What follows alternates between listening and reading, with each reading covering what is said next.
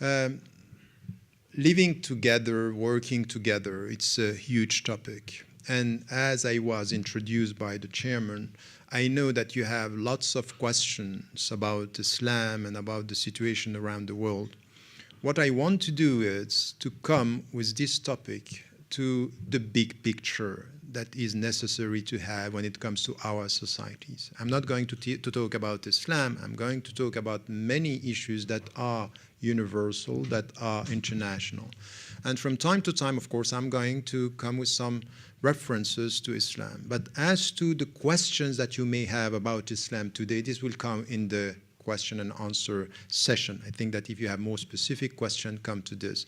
My point here, it's not to come to give a lecture about Islam, it's to come to meet with fellow human beings from Japan, living in Japan, Japanese as to their citizenship or residence in Japan, and to come to something which is an international, universal commitment that we need to have when it comes to living together.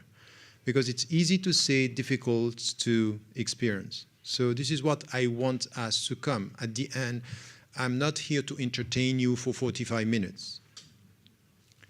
I'm here to share common responsibilities as the world is going not so well these days.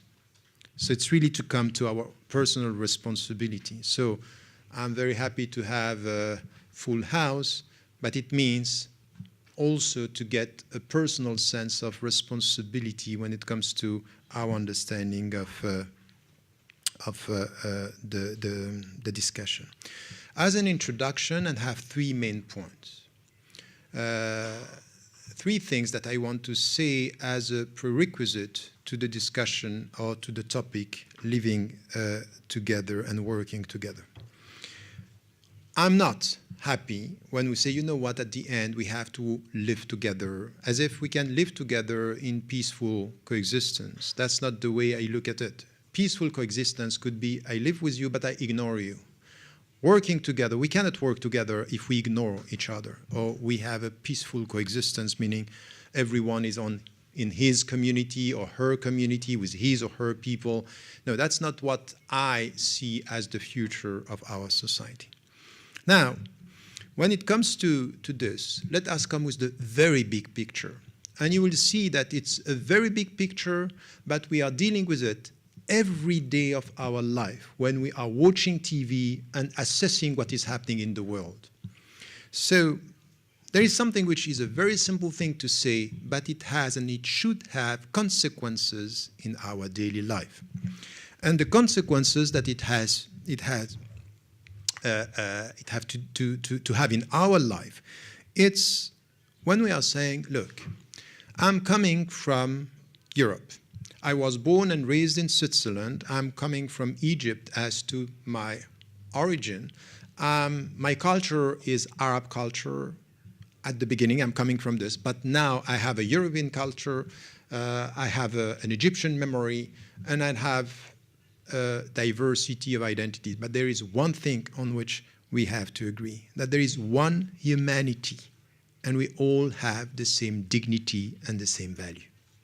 The starting point means one humanity and a diversity of colors, a diversity of languages, a diversity of cultures. This diversity is not and should never put into question the very essence of our equal dignity as human beings. And why am I saying this? Because sitting down here, we all agree on that. But look at the way in reality things are going on. Very often, when we are citizens in a society, we end up thinking that our citizenship takes precedence over our humanity, and this should never happen. It's not because I am Japanese that I have to look at the people who are migrants or foreigners and think that the only fact that I am a Japanese citizen takes over the fact that we have a common humanity. We have the same humanity and the same dignity. It's the same when it comes to Europeans. We speak about, I keep on repeating to my fellow citizens in Europe, I'm a European citizen, as if we are on equal footing. But we have to be careful with the trap. At the end, claiming that I am a citizen and forgetting that there are human beings coming from around the world and being dying in the Mediterranean Sea because they are migrants coming from poor country, and we say, oh, you know what, I'm a citizen. What about them?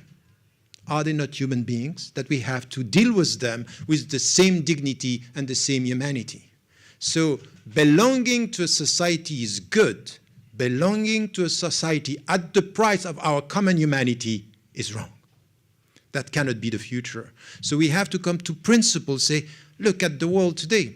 Look, you know how violent extremisms now, it's everywhere. And we speak about violence in Syria, in Iraq, and now in Paris, you heard about it. We heard about what is happening or what happened in London, in New York. Last Sunday, it was 15 years after September the 11th. That's not acceptable. Terrorism has to be condemned. That's fine. But there is one reaction which is wrong, is only to speak about our victims as if our victims are more valuable than the victims of others. But that's a problem today, that we need to come to the starting point is when you look at the Western media, the way they are talking about, I am Paris. That's fine, you are Paris.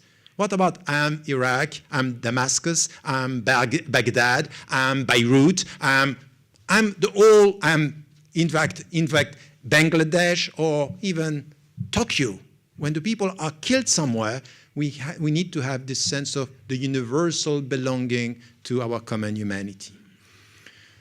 Because if not, at the end, the powerful media are making us feel that some have more value than others.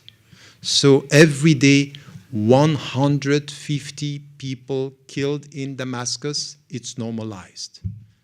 10 in Paris, it's not normal. No, it's not normal in any case. So if we want to live together and work together, let us start with the common principle that even your citizenship as Japanese doesn't mean that you have to forget our common belonging to one humanity. This is one. And by saying this, if I look at, I have been here now for a few days. I have met with the Buddhist tradition, with the Shinto tradition. I know about Christianity, about Judaism. I know about Islam. We all agree on this. One humanity. One humanity. So we have very nice principles, but in the way we translate this into reality, we are narrow-minded in our way to evaluate the world. And this is where, in the name of our religions and our respective messages, we have to come to the very center of these principles and to be able to say, common humanity, one humanity. This is one. There are now facts that we have to face. Willing it or not, in Japan or in the region here, you deal with Korea, we deal with China, you deal with all the countries around, Indonesia, a bit further, Bangladesh or European countries, willing it or not, our societies are pluralistic and they will be more pluralistic in the future. No choice.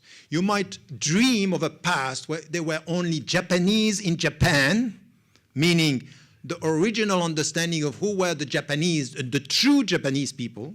We have this everywhere. Go in African countries, go in European countries, go now and listen to Trump in the United States of America. It's as if there are true Americans and not so true Americans. True Europeans and not so true Europeans. True Africans and not so true Africans in every country. Why? Because we have a narrow understanding of our identity and we want to protect ourselves from the future by relying on dreams of the past. That's over. Japan is like you see it now. Colors are different, faces are different. Even we have to deal with many languages. That's the fact of the day, and this will be the reality of the future. We have to deal with pluralism. And when you speak about pluralism, it's two things. In fact, It's a need and it's a necessity. It's a need, why? Because at the end, what we need to get in our society is it's a need to be surrounded by people having other identities, other cultures. It's a need, why? Because it helps us to understand the world. Now, the world, we speak about the global village. I don't like this image of the global village, but what we need to understand is that by dealing with people coming from different cultures, with different religions, it's a need because it helps us to get a better understanding of ourselves. So you can't now deal with technology, being connected with the world, and not deal in your daily life with this diversity and to try to understand. So it's a need to help us to be more human. And it's a necessity. You know this. I'm repeating to the European countries, from within the European countries, there will be no economic survival in Europe without migrants. We need migrants. Why? Because the societies are becoming older and older. So who's going to take care of the society if the Europeans don't have enough children? And you know what? Good news. It's the same in Japan. You're not going to survive, economically speaking, if you don't have people coming. So now to say, let us protect our culture by rejecting the people, it's the end, in economic terms, of the future of Japan. So we have to think in a wise way. How do we deal with pluralism and understanding? It's a need, it's a necessity. Let us deal with it in a wise way. We need wisdom when it comes to this and being realistic. But this is a fact. And as you might not deal, for example, with African countries as we have in Europe, you are dealing with the surrounding countries coming from Korea, coming from China, coming from now Indonesia, and Muslim majority countries where the migrants are going to come. How are you going to deal with this? Welcoming them in a rational way as to understanding it's at the same time humanity coming to us and the necessity of our own survival.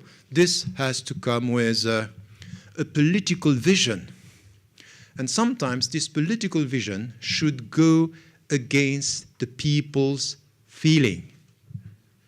You have to face it. Why? Because the people are scared, so they think we have to protect. We don't like so much people coming to trouble our comfort zone. So the people are not always welcoming towards foreigners. Politicians should deal with the popular sentiment and at the same time think about the future that they have to build. The problem is that we have two contradictory timings here. The timing that has to do with politics, that we are thinking about the next election, so we have to deal with the people's feelings, and we have to think about the next generation, and we have to deal with the rational way we have to deal with our challenges, and it's contradicting. Sometimes to win the next election, you have to please the people. But to please the people is to work against the next generation. So where are we in this? So this is where we, as citizens, we have to be aware and to work sometimes against the popular feeling that foreigners are putting our society in danger. So, third point, which is important as a starting point, and you see that my introduction is at the same time putting the framework and setting some challenges. If we are dealing with one humanity, if we understand that we have equal dignity and equal rights, that we have to respect the people, if we understand that our societies are pluralistic in essence and they are becoming more and more pluralistic, we need to get it right. It's not enough to sit down in this room and to say, you know what, I am a universalist, I am open to everybody. It's very easy to say, but it takes effort, and there are requirements. Pluralism, it's not an easy way to go. To remain with your people, it's easier than to be open towards the world. And as we are talking about this, my call to every one of us here this evening, it's not just to come with, as I told you, nice words about pluralism. Is okay, nice words require commitment from every single citizen in her or his society. Meaning what? That when we speak about diversity, if we acknowledge the fact that our diversity is important, we should get it right from the very beginning. Diversity means education. We need education as something which is part of the process through which we are going to deal with diversity. When it comes to education and diversity, there is something which is not easy to get. If we start with the big picture and we come to the reality of the world, we need mutual respect. And mutual respect doesn't come so easily. Mutual respect, it's not only knowledge that you get about the other, is a state of mind, is a mindset, is a way you look at the other, is the way you look at yourself. You can be educated and arrogant. Mutual respect is educated and humble. Humble means I have my truth, but I don't get it all. I believe in truth, but truth doesn't belong to me. I belong to truth, but truth doesn't belong to me. This humility, it's coming from education, but it's something that we have to experience in our daily life. But if you remain with your own people, you're not experiencing respect. And you can end up talking in a very arrogant way about the people you are saying that you respect, but you ignore them. Ignoring the other is one aspect of arrogance. If you ignore somebody, you just mean you have no value. In fact, if I ignore you, it means you're not giving me anything. You are not useful for my life. You're useless. So how are you going to be mutually respectful if you send the message you are useless to a human being? That cannot work. So mutual respect, it's important. And then, when it comes to diversity and this commitment towards pluralism, we need to live together, and this is part of the title, and I will come to this later. And then, this last thing that is necessary is working together. And working together is something which is a way we look at our common future. So not only our common origin as human beings, but our common future as fellow citizens in our society. So having said that, let me come to the points that I just raised now and try to say, if we want to live together and to work together, what are the requirements? How are we going to do this? How are we going to translate this into reality in a very practical way? Not as citizens who are dreaming of a better future, but human beings who are building day in, day out this future together. And this is where we have to be, it's very easy to sit down and to say, the media are responsible and the governments are responsible. I'm not. I'm just a citizen. At the end, who are electing the politicians? You. And who are following the media? You. So at the end, we cannot just always be passive and blame the others and not take responsibility when it comes to us in our daily life. And I very often start by saying, let me ask you a very simple question. You are representing the Japanese society. During the last 2 weeks, how many people from a different culture, from a different origin, from a different belief have you met, talked with, and worked with? Because if you tell me I'm open-minded, that's fine, but your people are always the same. So to be open-minded in a closed world remains a closed world of open-minded people that we don't see. We can blame all the others about what is not happening. Now, my point is acknowledging diversity, as I said. What does it mean, the starting point, when it comes even before education, the starting point of acknowledging this diversity? There is one thing that we don't get right. Very often we are talking, and Japan is a secular society, differentiating between the state and differentiating between religion. We have to get this right. Differentiating between state and religion doesn't mean that we ignore religions. No, it means exactly the opposite. It's not a secular society of uniformity. No, it's a neutral space celebrating diversity, meaning what? It's a diversity that we have, but there is one condition. We are all equal before law, and the state cannot impose any religion on anybody. So it's not let us be all the same with no visible differences in order to be equal. No, that's not the point. It's the opposite. It's celebrating diversity in a neutral space, relying on common rights and duties. That's the opposite. It's celebrating. The secular project was not about uniformity. It's about a unity in the legal field, acknowledging the diversity of the people within the same legal field. This is the secular project. And very often, our understanding is, as soon as we see a visible difference, we think that the secular system is in danger. No, that's not the point. The secular system is in danger if we accept that there are laws for some and laws for others. Enforcement of some legal framework for some, privileged people, and for others, as if there is law for the majority and other laws for the minority. So let us be clear on this, because in the West, for example, and it's happening in your society now, as our societies are becoming more pluralistic, there are visible differences. And we reduce the secular by saying, oh, no, your difference is a danger for me. No. And this is also what I'm saying in the European countries and even in the States now. It's the secular system is not about no visible difference as to the way we dress. Is accepting the differences as long as we agree on a common legal framework by which we are living together. So it's a deep understanding of the secular, which is not the way some populists now are using secular to act against diversity or to reject people by saying, you are too visible and you are not like me. The secular project was not to ask you to be like me. It's to abide by the same rules.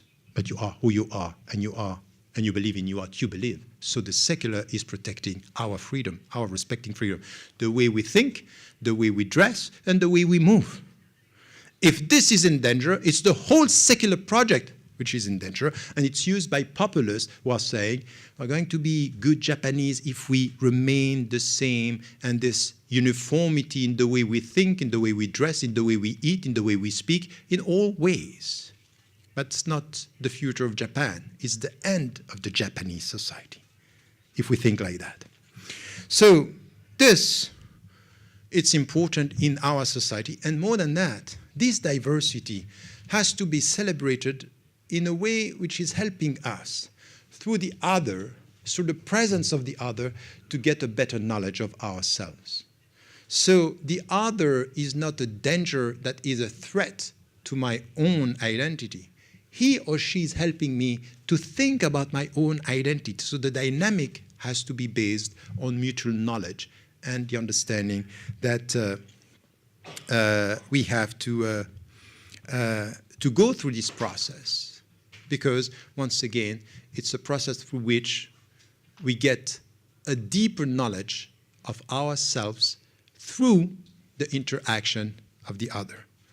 Think about it.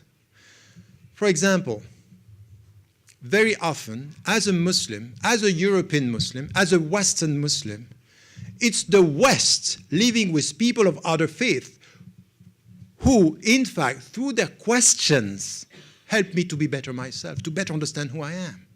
And sometimes it's my very presence as a Muslim in Western and European countries that help the Europeans to know better who they are as Christians, who they are as Jews, who they are as atheists, for example. So this is also a positive interaction. So we have a choice here.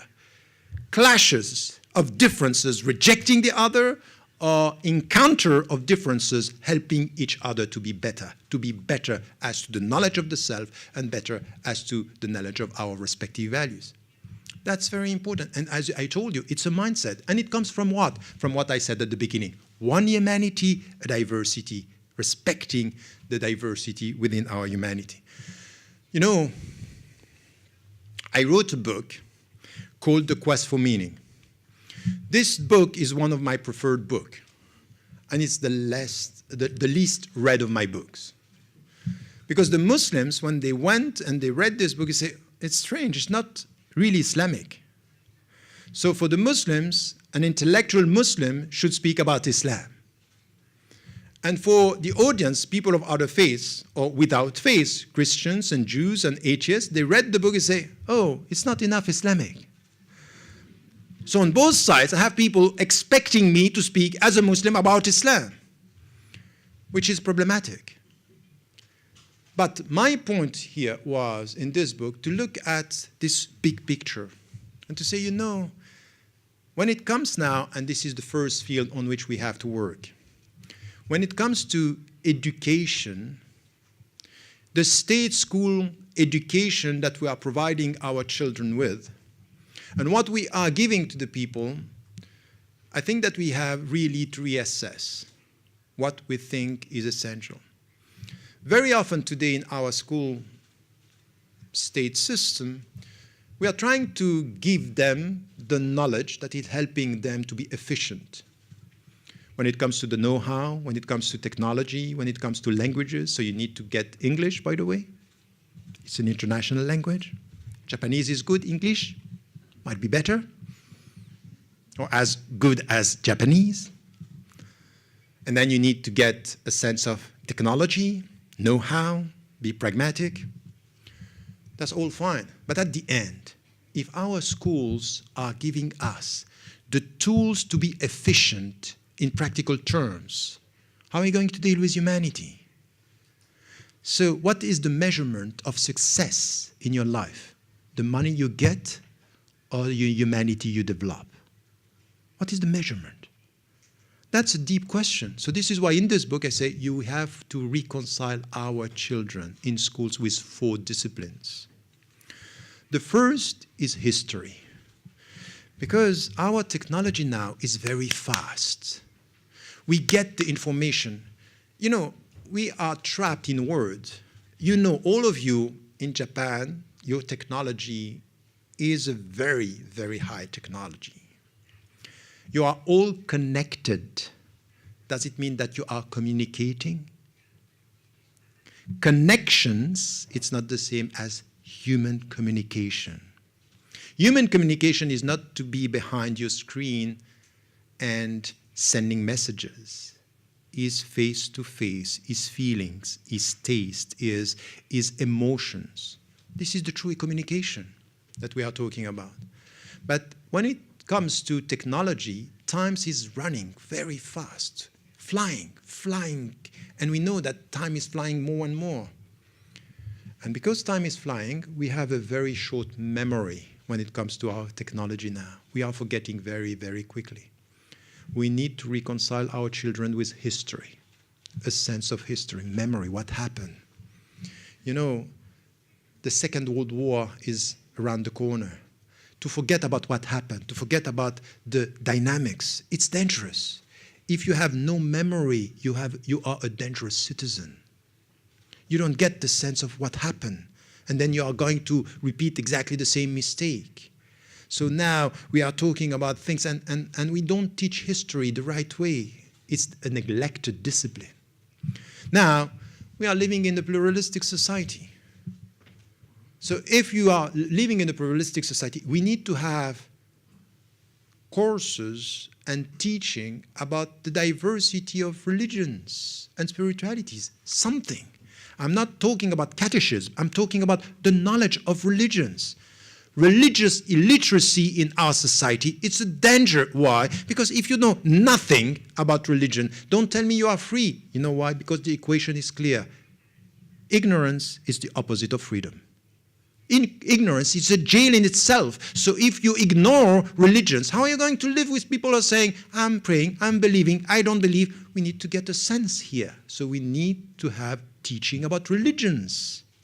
And especially if you are having people around you. Your neighbor is going to be a Muslim, is going to be a Christian, is going to be a Jew, is going to be a Buddhist, is going to be a Shintoist, a Confucianist. How are you going to deal with this? We are dealing with pluralistic societies, and we don't give our fellow citizens the means to deal with it, because we are spreading ignorance. The third thing that we have to deal with, that it's almost useless now, is we have to reconcile our children with philosophy. Philosophy, why? Not only how it works, how do we make money quickly, efficiently. How are you going to be efficient? Why? The question why? Why this life? What is the meaning?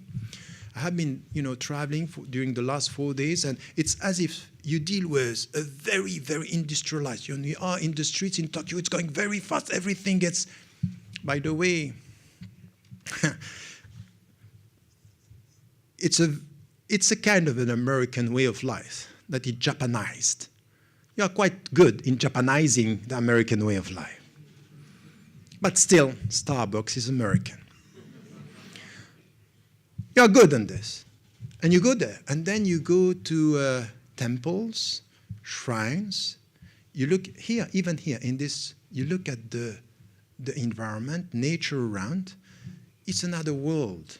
This world is asking us why. Our daily life is how. We have to reconcile our children with the big question in education. Why? Why as a human being? The meaning of nature, the meaning of life. At least to come to essential questions. If not, the presence of the other is going to send us, you are a problem as to my efficiency. You are not a gift as to the common questions that we have. If you speak about the why, your presence is a gift. If I speak about how I'm going to deal with money, your presence is a threat. So this is where we need to get this. This is the way we have to teach our children.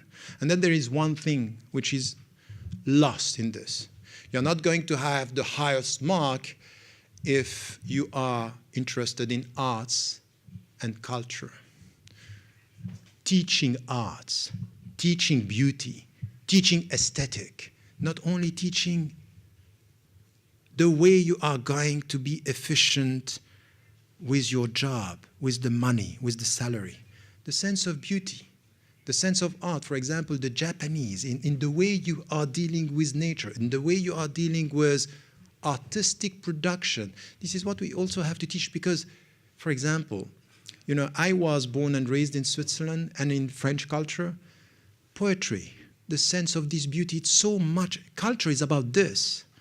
And you, for example, you are very happy, the Japanese people, when you see somebody coming from abroad speaking Japanese, getting it from within. We like it. And culture is not about language, and then it's also about feeling. It's about this artistic dimension. We are not teaching this. It's not in our schools. So the way we are efficient is a lack of concern about the very deep questions that we need. We're not going to work to live together. We work by neglecting philosophical question, the sense of beauty, memories, and then, of course, the way we have to deal with the diversity of religions. So this is where we need to be much more educated. Living together, it's mutual knowledge. And let me tell you something which is important. Very often, when you read the newspapers now, what you get is you have the good Muslims and the bad Muslims. So the good Muslims are moderate. So now you might have a sense, oh, Tariq, moderate, good one.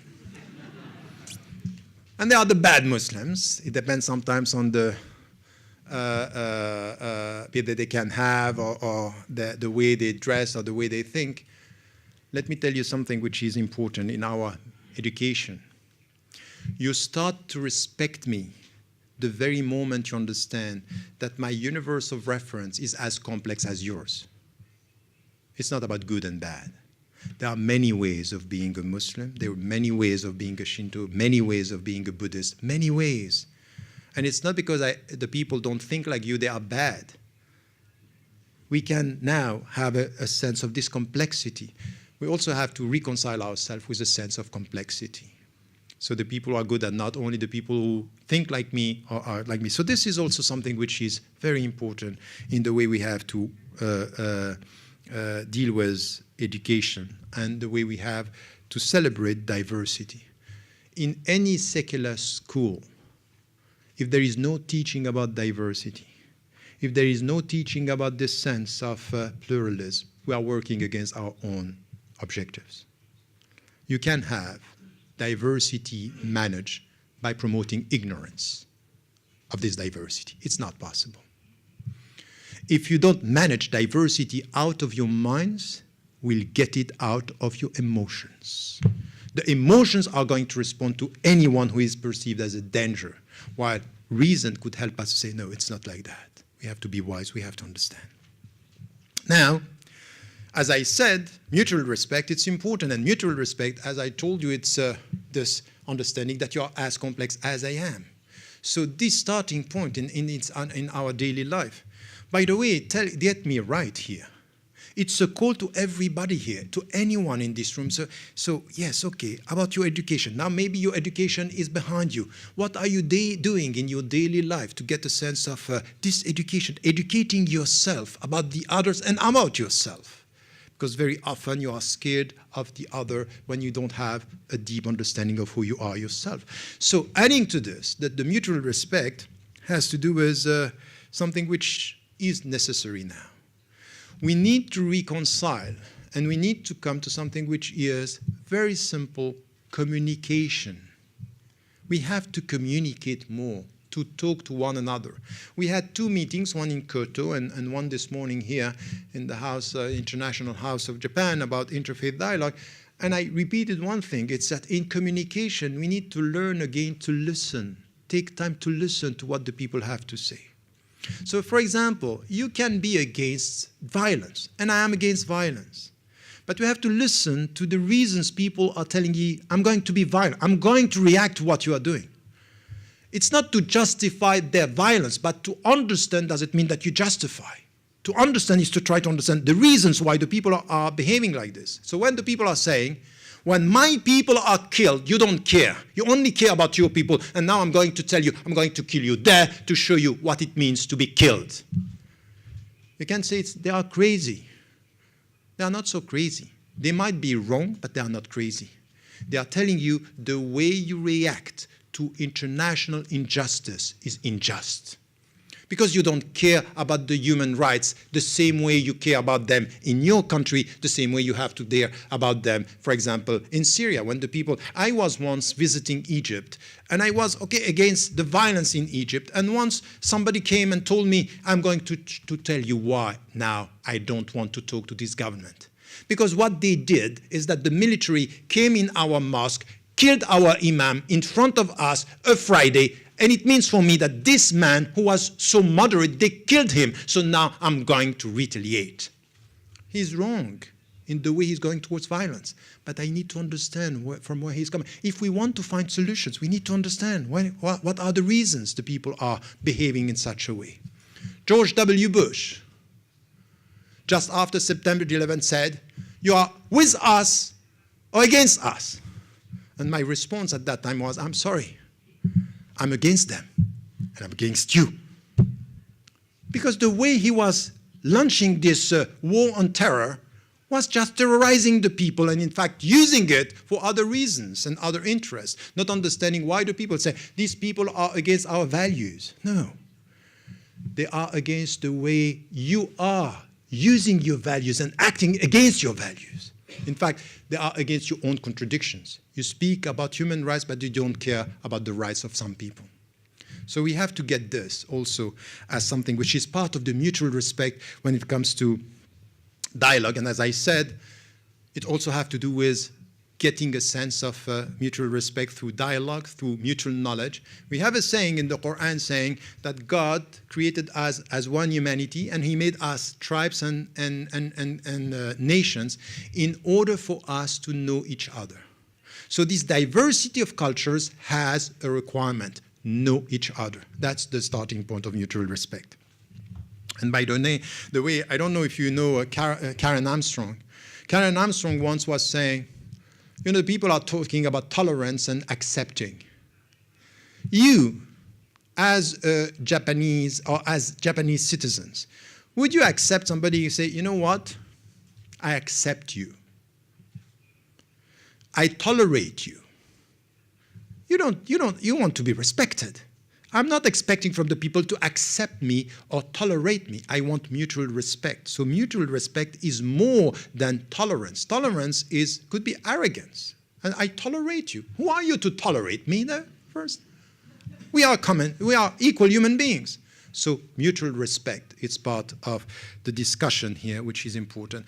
And once again, to get a sense of the other, his or her culture has also to do with their sense of aesthetics, their sense of, you know why it's important to learn all this? Because you have a sense of, when for example, many people say, you know what, there is something that I like in Islam, is the call for prayers. It's beautiful. This beauty is saying something. Yes, it's beautiful. And when you go, and sometimes, for example, you see things in the shrines here, you see, that's beautiful. So I might not get it with my mind, but I'm feeling it with my body. There is something beautiful here. And when you meet beauty, you meet respect. You feel it. So that's also the nonverbal communication, which is so important in our life. How much do you give to the nonverbal in your life?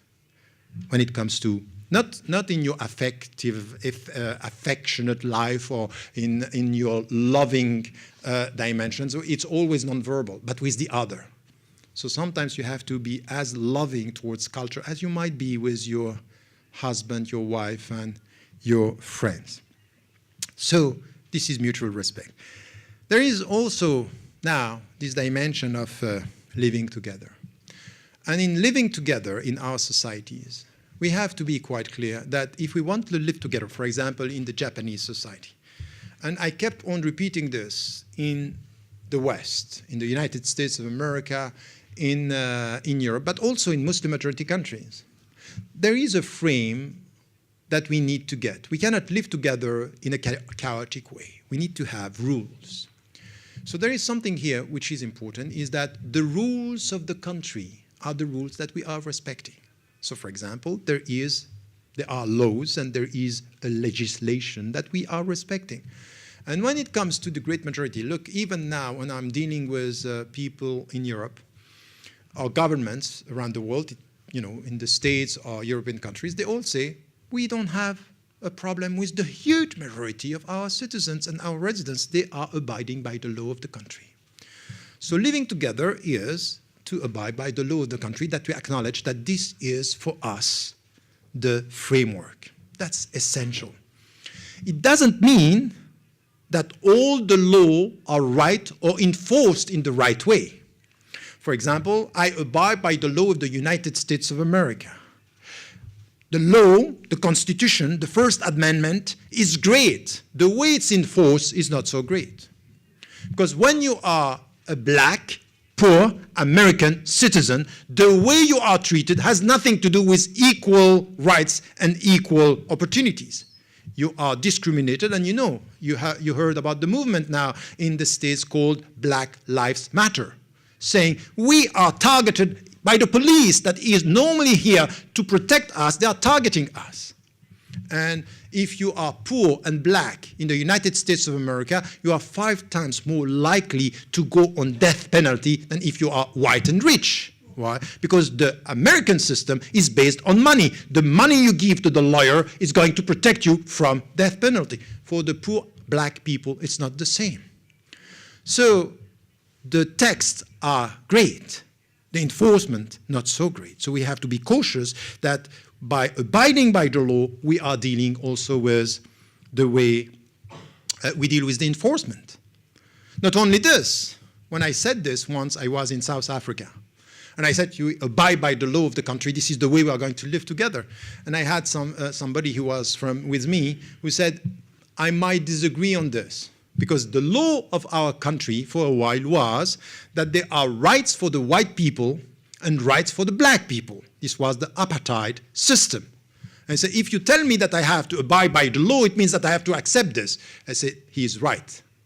We have to acknowledge the fact that there are laws, but when the laws are unjust, we have to challenge them through a peaceful but a committed way of being a citizens of the land. So we are saying not all the laws are right and some have been decided in time where, for example, the white supremacy in South Africa was the rule. So we have to challenge that. So living together means still we acknowledge this, and from within we are working to make it better, better as to the substance of the law, better as to the enforcement of the legal system. It's not only this. If we want to live together at one point, and this is why all the countries, when we deal with something which is the language of the land. And this is what I call in the book,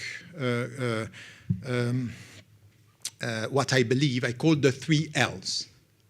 One is the law of the country that we respect. The second is the language of the country that we need to get. So if we want to live together, of course, we need to have a language. And we need, after a while, for example, for me, to know the French language, because I was born in Geneva. If you are living in the UK, you need to get the language. The language is important. But by the way, not only the language, it's also the culture of the country. And as I said, it has to do with history, it has to do with aesthetic, it has to do with the culture. This is very important. If we want to live together, this is an effort. But we need to come to this understanding. And the last L is loyalty. And loyalty, when it comes to live together, is that I'm loyal to my country. I want the best for my country. So if you are a Japanese or if you are resident in Japan, you want the best for this country. You are able to say, and this is coming from, by the way, all the traditions. Go to the Buddhist tradition, to the Hindu tradition, to the older tradition. What you have is that very often the messengers or the leaders were rejected by the people. The spiritual figure was very often rejected.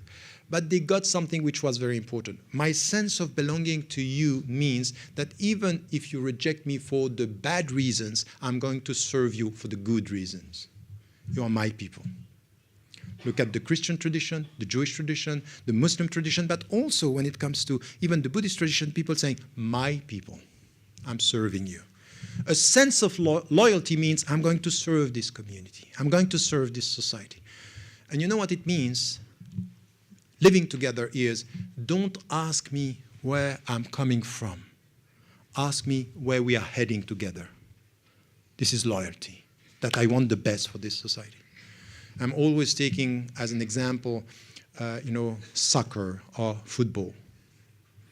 That when you have people who are adding a value to a soccer team or a football team, the people are always thinking, oh, he's one of us.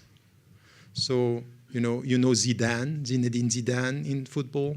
You know, all these people who are coming, they are black people, they are Arabs by origin, but when they are playing good, they are French, or they are British, or they are Japanese. We forget where they are coming from because they are giving us to an added value for where we are going together. We are winning together. We forget the past. We are losing. Where do you come from? This sense, it's something that you have to get in Japan as well, is that how are we going to come together? So the loyalty should be also a loyalty which is a critical loyalty. And the critical loyalty here means it's not, I'm a Swiss citizen. And because I am a Swiss citizen, or the French citizens, or the American citizens, and I'm saying this to Muslims, for example, I say, your loyalty to your country is not to say yes, yes every time. And I know in the Japanese culture, you have a sense of when you don't agree, you know the meaning of silence. You're not so quick to express your, I don't like it. So silence is a sign. It's cultural. Yet, in political terms, in social terms, when you see something which is wrong, you are good for your country when you speak out and you change what should be changed. So loyalty is always a critical loyalty. I'm with my country when my country is right, and I'm against my governments when my government is doing something wrong. You have seen, for example, in the United States of America now how they celebrated Muhammad Ali. Muhammad Ali, the boxer. It's as if he was a star. Remember, in 1973, he was put and had to stop boxing because he said something that today we all agree with, but at that time he was just against his own people. He was loyal to the American values against the American government. He was loyal to the American values against the American governments and people by saying, I'm not going to kill the people in Vietnam. I'm not going. I prefer to stop boxing, and if you put me in jail, I prefer jail to killing people. Oh, he is great. He was not so great at that time for the people. And the people who ask him to stop boxing are the same that are representing the system that 30, 40 years ago told him, you are betraying the country. So loyalty is a critical loyalty, always. And it might be that sometimes we have to behave against the common sense of our people. And sometimes in a culture like the Japanese culture is not always easy, because there is a silence in the way we are dealing with issues that is very difficult to have a counter voice in a culture where silence could be a way of expressing. But still, the 3L are important. Law, abiding by the law, getting the language, and being loyal to the country. And now, and this is my final point, it's living together now with this. This is helping us. These are the instruments through which we are going to come together. It has to do with education. It has to do with mutual respect. It has to do with communication. It has to do now also with living together. But working together is this shift that is necessary. At the end of the day, if we are serious about, for example, justice, if we are serious about, the big picture that I came with, if we are serious about equal rights, equal dignity of human beings, equal rights, justice, if we are serious about peace, and I don't like the people who are sitting down and say, you know why? I love peace. Okay, that's fine. I'm not asking you to love peace. I'm asking you to work for peace. What are you doing for peace? Just to love peace, that's fine. But you can love the sun, love the wind. You can love everything. Loving peace means working, being committed to peace. And being committed to peace is to work. And this is why we have to come together and stop thinking about our own communities and our own values for us. Is how, in pluralistic society, we are promoting common projects and common principles. And as I said in the book that I was referring to before, The Quest for Meaning, I was saying, universal values are shared values by definition. No one has the monopoly on the universal. It's shared values. In the name of the shared values, how we are going to get a better education. I have a problem with some Muslims in Europe and in the West. They think we have a problem with education, so let us have our Islamic schools. I say that's fine, but if you have, every time you have a problem, you do your own things, we are not going to change this society. We are going to self-isolate ourselves from the society. So that's not social mixing. That's not working together. Our social systems, or educational systems, we have a problem. Let us work together. Whatever is your culture, whatever is your religion, we know the problem. We know what we have to do. So let us come to this. We have to be involved in education. We have to be involved in social justice. We have to be involved with migrants. So at the end, if you are a true Japanese, knowing the Japanese values, it is impossible to end up saying, let us protect our borders. If they are killed, they are killed. We don't care. That's not a Japanese way of thinking. It's against the Japanese values in spiritual and in human terms. Where are the people from all the religions, from all the spiritualities coming together and say, we need to think about the way we are dealing with migrants on the job market, when it comes to salary, when it comes to respect. This is why we have to come together. We need to work together, not to sit around the table and say, you are nice, you are black, you're Bangladeshi, you are Korean, we are Chinese, I love you around the table. No, we have to work together in our society. So this is the future, and this is what we have to give our children in our schools, and this is what the social dynamic should be when it comes to building the future and working. As I was saying, on education, on social justice, on cultural diversity, but also on humanity. Can I tell you something? You are in danger with your humanity. If when you watch TV, just take this as an example. If when you watch TV, you see people dying in the seas around you, migrants. If you see people being killed around the world, in the Middle East or elsewhere, and if you don't feel that there is something which is unjust, if your heart does not react to these pictures and these images, you are in danger of you losing your humanity. It means you only care about yourself and your people. If this is normalized through the technology that we see every day, so much people being killed, and then we only care, for example, when an earthquake is coming here and not there, when people are being killed there and we don't care about them here, or we care only about them here and we don't care about them when it comes to other societies, that's the problem. This way of being in communication with the world should at least, we need to feel it with our heart. You know, there is a saying in Islam saying, you know, when you see something which is wrong, changing with your hand, so being active. If you cannot change it with your head, at least denounce it. At least say something against it. Have the courage to say something. And if you cannot speak against it, at least your heart should feel that this is wrong. But if you don't feel that it is wrong, so there is something wrong with you. There is something wrong with you if you are normalized in this. So my conclusion with this, I took a bit too much, but very, very quickly, the conclusion is, all what I'm saying here, it's for every one of us. It's not easy. No one said it's easy, and it takes effort. The first, it takes effort. The second, it takes courage, because sometimes you have to behave and to act against your own people. You have to behave or to act or to speak against your own people, to say, no, that's what, it might be the majority, but it's wrong. What is happening is wrong. So we need to have the courage to speak. And it takes patience. As I said, we're not going to change things overnight. And it's not going to be the timing of the politicians in the next election. We need to work on generations. So it takes patience. It's going to be, 25 years working in Europe, and I can see that it's very long. It's a very long process. And I have seen, presidents and prime ministers, they are not changing anything. It's a long run. But we have to be very clear that at the grassroots level, with the people, things are moving in a better position, in a better way than what the politicians are saying or the media are covering.